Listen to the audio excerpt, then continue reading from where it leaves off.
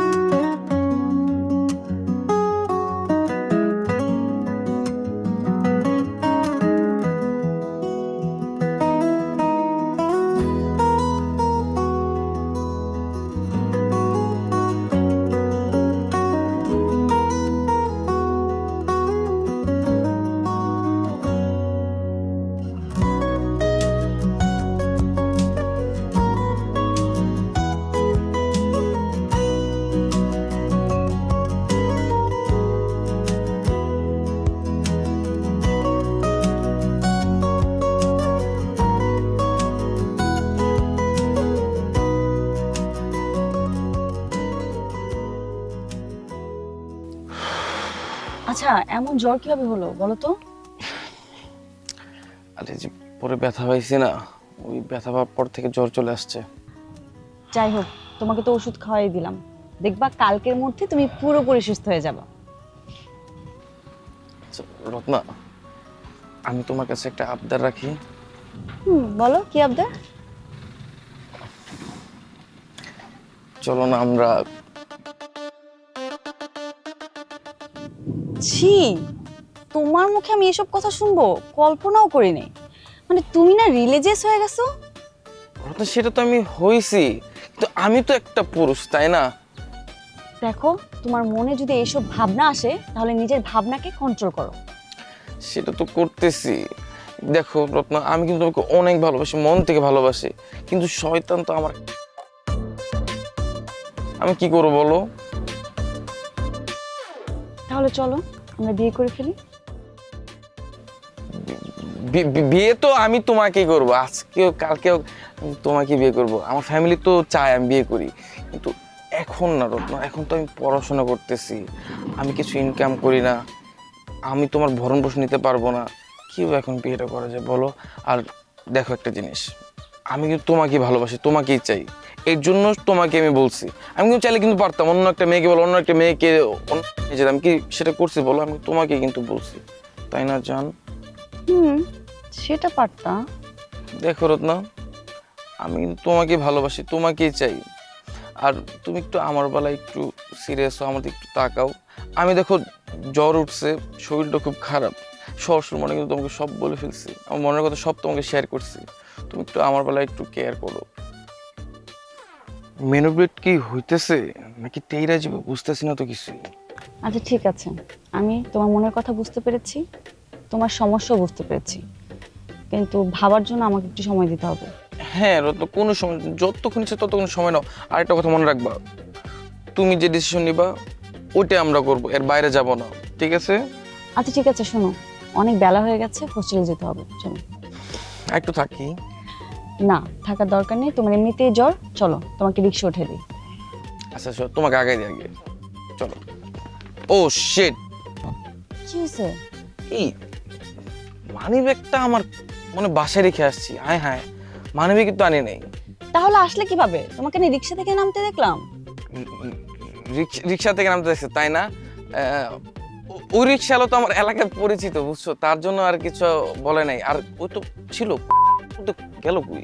আচ্ছা ঠিক আছে, বাদ দাও। তোমার রিক্সা ভাড়া কত? 20 টাকা না? দাঁড়াও, আমি দিতেছি 20 টাকা। কোথায় গেল? শোনো রত্না, মানে কালকে আমার কিছু অ্যাসাইনমেন্ট জমা দিতে হবে, বুঝছো? ওটার জন্য কিছু কিনতে হবে। শরীর চোর, মেডিসিন নিতে হবে। আজকে মরেও যেতে পারি না মেডিসিন না নিলে। আচ্ছা শোনো, এত চিন্তা করতে হবে না। কত টাকা লাগবে তোমার বলো? আমার কাছে অল্প কিছু টাকা আছে। 100? রত্না, তুমি আমাকে আজকে 1000 টাকা দিতে পারবা? আমি আবার এই টাকাটা তোমাকে ব্যাক করে দেবো, কোনো প্যারা নিও না। আচ্ছা তুমি এত চিন্তা করো না, আগে তুমি নিজে সুস্থ হও। হ্যাঁ ঠিক আছে, এনো। ঠিক আছে চলো, আমার লেট হয়ে যাচ্ছে তো। হায় আমার অ্যাসাইনমেন্ট অনেক কিছু কিনতে হবে। চলো যান, চলো চলো চলো চলো চলো।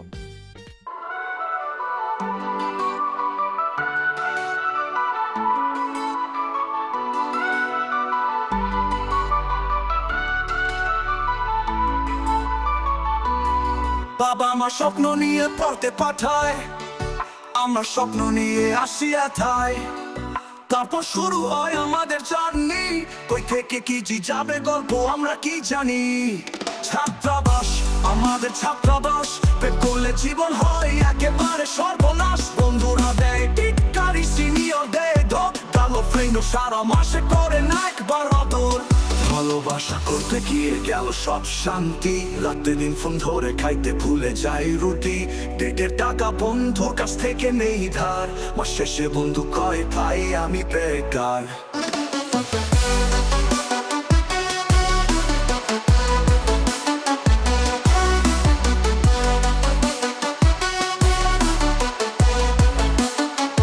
ফেসবুকে স্ট্যাটাস দিলাম মাইলা, বন্ধুরা কমেন্টে দিল শুধু হা হা হা হা। আবার দেখা মনে পড়বো, ভালোই ছিল ভাবনা, কিন্তু আজ বুঝিয়ে দিল কারো কাছে গিয়ে লাভ হবে না।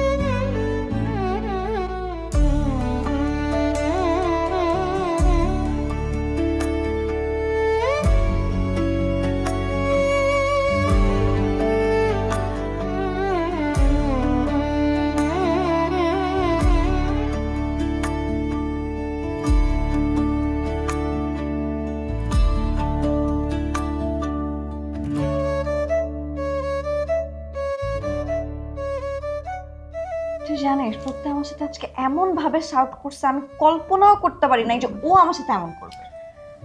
আমিও তো ভাবি নাই। আসলে কি দোষ জানিস, মানে ছেলেদেরকে না বেশি আশকারা দিতে নাই, আশকারা দিয়েই আজকে এই অবস্থা। সেটা আমি খুব ভালোভাবে টের পেয়েছি, মানে আমার না শিক্ষা হয়ে গেছে। তাইলে কি ভাবতেছিস, কি করবি?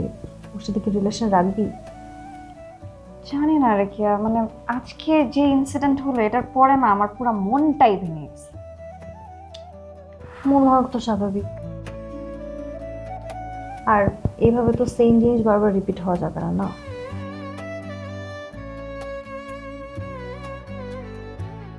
তাও দেখ, এতদিনের রিলেশন, যেটা ভালো মনে করিস। কি হয়েছে রে? আর বলিস না, প্রত্যয়ের উপর অনেক বাজেভাবে শাউট করছে। কিন্তু কেন, কি বলিস? সিলি একটা রিজন নিয়ে আমি রাব্বানির সাথে কথা বলছি, এটা কোনো একটা সিম্পল ইস্যু নিয়ে ও চিল্লাপাল্লা করছে আমার সাথে। রাব্বানির সামনে চিল্লাইছে? না, ওর সামনে চিল্লায় না, আবার চিল্লাইছে আমার উপর। ভাগ্যিস রাব্বানির সামনে চিল্লায় নাই, তাহলে ওর যে পেট পাতলা পুরো ক্যাম্পাস ছড়িয়ে বেড়াতো।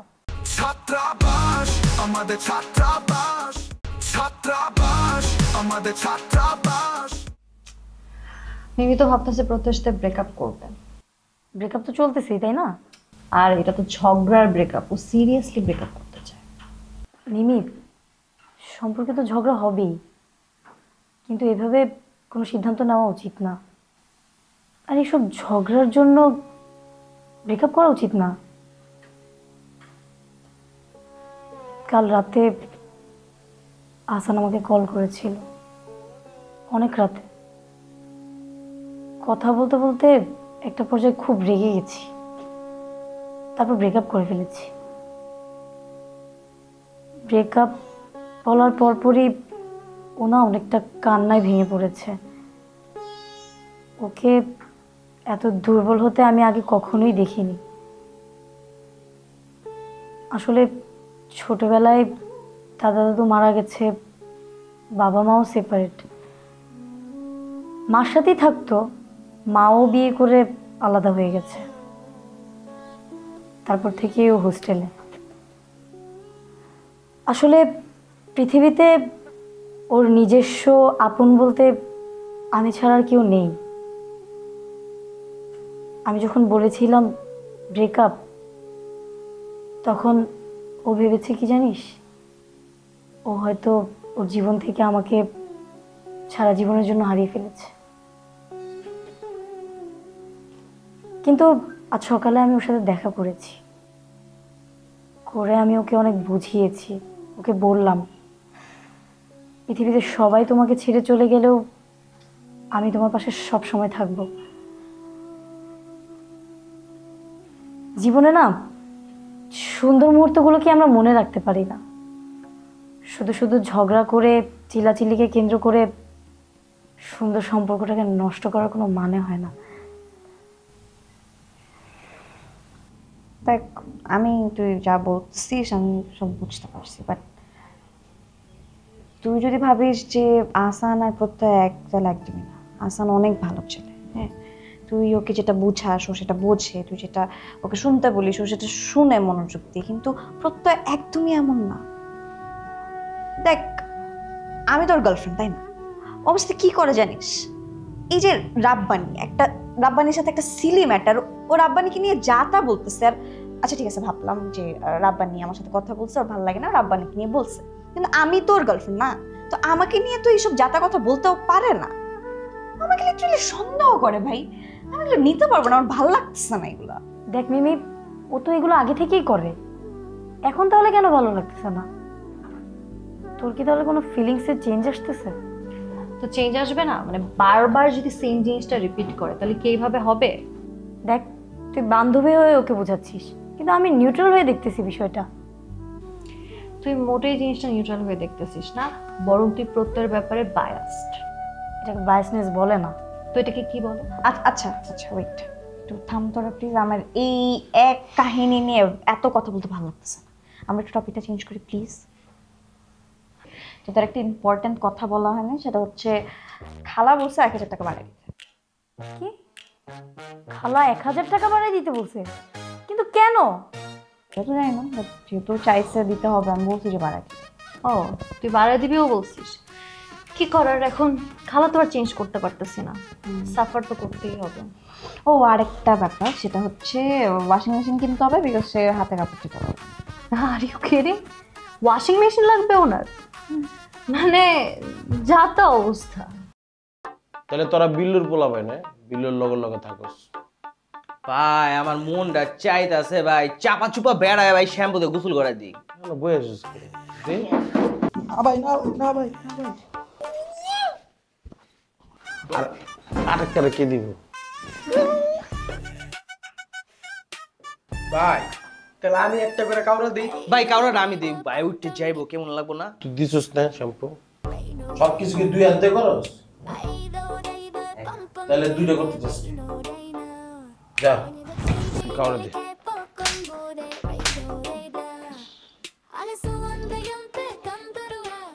কেমন লাগলো? হ্যাঁ, আরো বিলের লগে লগে থাকবি, যা শ্যাম্পু আর কাউরা দেওয়া, এরপরে ডাইরেক্ট তোর বডির থেকে মাংস আলাদা করে দেওয়া হবে। আমি হাত দিলে কঙ্কালে বুঝিস নাই? আর সত্যি করে কও আমগোর উপরে যখন হামলা হয়েছে তখন তোরা আসবি নাকি? সত্যি ভাই আমরা তো কোথাও ছিলাম না ভাই, কোথাও ছিলাম না। দেখতো মনে পড়ে নাকি?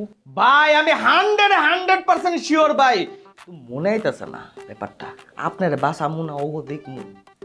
ভাই আমার ব্রেন তো সবজির ব্রেন ভাই, আমি যদি নীলের জায়গায় থাকতাম ভাই এর একটা রক্ষা ছিল না ভাই, কারণ আমি ভেজিটেরিয়ান ভাই। তুই ভেজিটেরিয়ান না ভেজিটেরিয়ান এটা আমি ভালো করে জানি, এটা আমার শিখাইতে গেছিল। হ্যাঁ আর থাকবি বিলুর লগে? ভাই হেঁটে কোনে আছে আমরা তো কিছু জানি না ভাই। ছিলি না কোনো দিন তো থাকবি। যদি বিল্লুর কোনো খবর পাস তুই কি করবি আগে আমারে জানাবি, কি করবি? সরাসরি আপনাকে জানাবো। এ তো যা যা জাগো কি লিখা ভাই ওই মোবাইল কোড দিয়ে দিবে। কেন মোবাইল নেবে কেন? ও ভাই হয়তো কথাটা খারাপ করে, আবার মোবাইলটা কর দিয়ে আমরা বেচা তিনজনে সবজি টুবজি খাইলাম ভাই। এই এত কথা কসকে তোর এত কথা কিন্তু কিছু আমি কি কইছি? আমি যাইতে কইছি তার মানে ওরা চলে যাইব আবার কি? যা 2000 টাকা রেখে দেই। আচ্ছা ঠিক আছে ওকে, সমস্যা কি? হাইট দিয়ে আমি টাকা খেলাম না আমি, বুঝলাম। হাজিল কোরআনকার বেয়াদব গাধার বাচ্চারা, বলদের ঘরে বলদ। হ্যাঁ আমি কি নাসির ভাই? আমি তো লিডার। আমি কি তোর করে কমু যে মোবাইল খাই দে, ওকে কট দিয়ে দে? তোরা কি লেগে মোবাইলটা নিবি না ভাই? আমি তো তখন নিতে মন চলে নিয়ে নিবি, আমার কর কি আছে?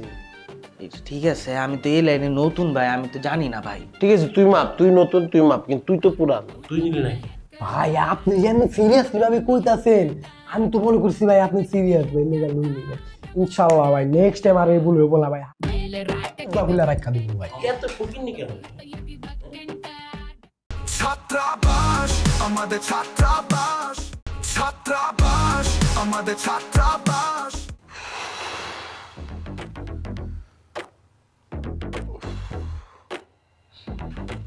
দুদু ছোট ভাই।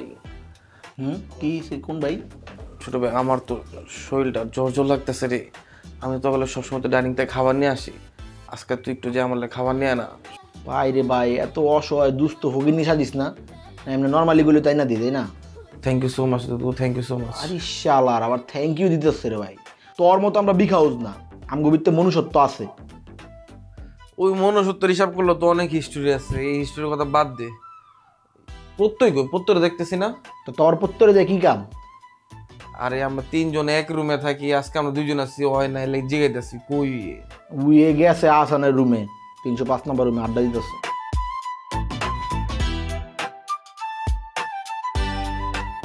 আচ্ছা দুদু প্রত্যয় কথা বাদ, তুই আমার একটা কাম করে দে না। কি কাজ করে দিতে হইব? আমার একটা সুন্দর কোয়ালিটিফুল একটা আবাসিক হোটেলের সন্ধান বাই করে দে না। আবাসিক হোটেল আমি করতে সন্ধান বের করে দিব? তুই তোরা নিজের ভাড়া মারা দেস, তুই আবাসিক হোটেল চিনার কথা, তুই আমার জিজ্ঞেস কি? আচ্ছা থাক বাদ দে, লাগতো না, বাদ দে। না না বাদ দিলাম না না বাদ দে, বাদ দে, থাক লাগতো না, বাদ দে। আচ্ছা আবাসিক হোটেলে কি লাগে? থাক বাদ দে, বাদ দে, মনে লাগতো না, বাদ দে। কোন কোচিস কিলে আমার আবাসিক হোটেলের কথা কি লাগে? কি আবাসিক হোটেলে কি সমস্যা? তার বাসা বাড়ি নাই, তুই আবাসিক হোটেলে এবি কেন? তুই যেটা তো ফর্জিত করতেছস, তুই আমার আবার ক্লোজ ছোট ভাই। আচ্ছা ক্লোজ ছোট বা তুই আমার ক্লোজ ছোট বন্ধু, জুনিয়র ফ্রেন্ড, তুই আমার, তোর সাথে তো শেয়ার করা যায়। আসলে যে তোর ভাবি আছে না রত্না, ওর একটু কোয়ালিটি টাইম স্পেন্ড করতে চাইছে, বুঝছো?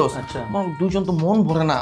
আরে আমি আর রত্না মিলা যাই একটা পার্কে টাইম স্পেন্ড করি, কিন্তু ওটা তো মন ভরে না। ও একটু বুঝোস না, ও একটু বেশি চায়, আমিও তো একটু কেমন বুঝোস, একটু আমি একটু চাই, একটু সামনের দিকে আগাইতে চাই, সুন্দর মতন টাইম স্পেন্ড করতে চাই। তুই যা গিয়ে নিজেরটা নিজে কর। আরে দুদু রে, তুই রত্নার লাভ করছ না বল? তুই তো রত্ন যেন তেন হোটেল তুই চুজ করবি না, তুই তো ওর জন্য বেটার চুজ করবি, আর ও তো কোয়ালিটি ফুল চায়, তো এর জন্য তুই যে একটা। আচ্ছা বুঝছি, এই প্রসঙ্গ বাদ হইছে ভাই, বুঝছি। তোর না জ্বর শরীরে, হ্যাঁ জ্বরটা যদি তোর শরীরে না থাকতো না, তার পিড়ায় জ্বরটা উঠে দিতাম। প্রতিশোধ নিবি আমার উপরে, প্রতিশোধ নিস ভাই, সমস্যা নেই। আগে তুই নিজে সুস্থ।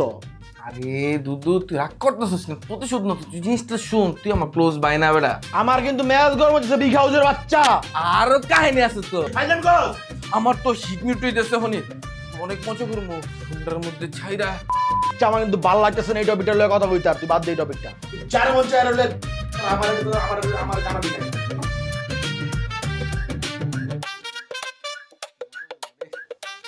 কঠিন মজা। এই তুই খাবার আনতে যা বেটা, আমি তুই ইমাজিন করি।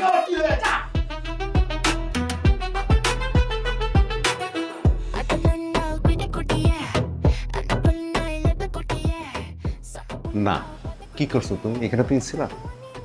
এটা কেমন কথা স্যার? পুরা ঘটনার কেন্দ্রবিন্দুতে আমার গার্লফ্রেন্ড, তা আপনি আমার ভাগ দিবেন না? বুঝে ওইগুলির মুহূর্তে একটা চায়ের দোকান আছে না, নষ্ট চা বেচে, ওর দোকানতে চা খায় হালায় বাকি। চল আরাম হয়। নো, বাপের 6 তলা বাড়ি আছে, তো স্থানীয় বলার গারান যেত। তোমার গার্লফ্রেন্ড, তোমার কোনো কন্ট্রিবিউশন আছে এখানে? তুমি কোনো ভাগ পাবা না। এই দিন দিন না হয় আরো দিন আছে, এই দিনের নিয়ে যাবে সেই দিনের কাছে। কারণ কোনো কাটাছেঁড়া চিহ্ন নেই, একদম শিশুদের মতো হাত। বাহ, আপনি এইভাবে আমার হাত অবজার্ভ করেন, ভালো। তাহলে বলেন তো বাড়িতে কি আছে?